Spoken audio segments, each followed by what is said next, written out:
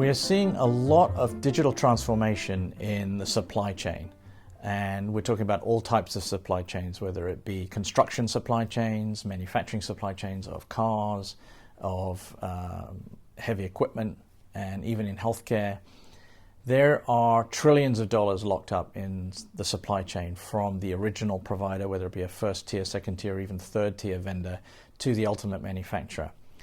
These vendors are all over the world, and their products travel by ship, by plane, train, truck to the manufacturing site and the assembly sites. So in the past, there's been massive problems with having to change the production line from making one product to another. Think a Ford Explorer to a truck. The parts, if they don't show up and you can't actually manufacture that product on that day, you actually have downtime, which is extremely expensive. So the new technology that we're seeing is sensors that are attached to these parts and third-party logistics data that is being provided through software to the end manufacturer. And they're tracking hundreds of thousands of shipments per day to make sure that they arrive on time. And if there's a delay or a stoppage or some type of problem in that part showing up, they know about it and can plan for it. This dramatically reduces the amount of cost that's being held inside in inventory in warehouses, and also in the supply chain itself, from backup orders, etc. So this is dramatically removing costs from the supply chain. The second thing we're seeing is the availability of data, or the correlation of event data, to the location of the first, second, and third tier suppliers.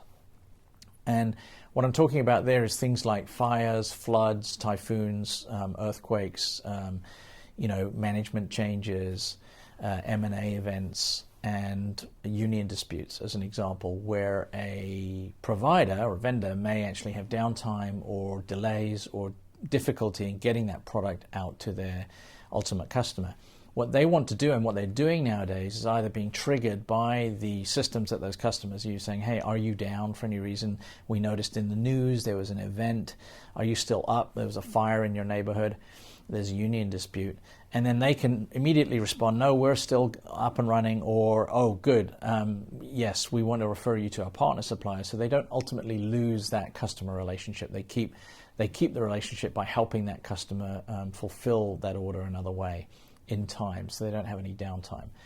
So sort of data on parts in movement and data from the suppliers themselves is becoming available in real time for the manufacturers now, and it helps them dramatically reduce cost, optimize their manufacturing capability, almost to the point of predicting the arrival of parts just in time for them to make their ultimate product.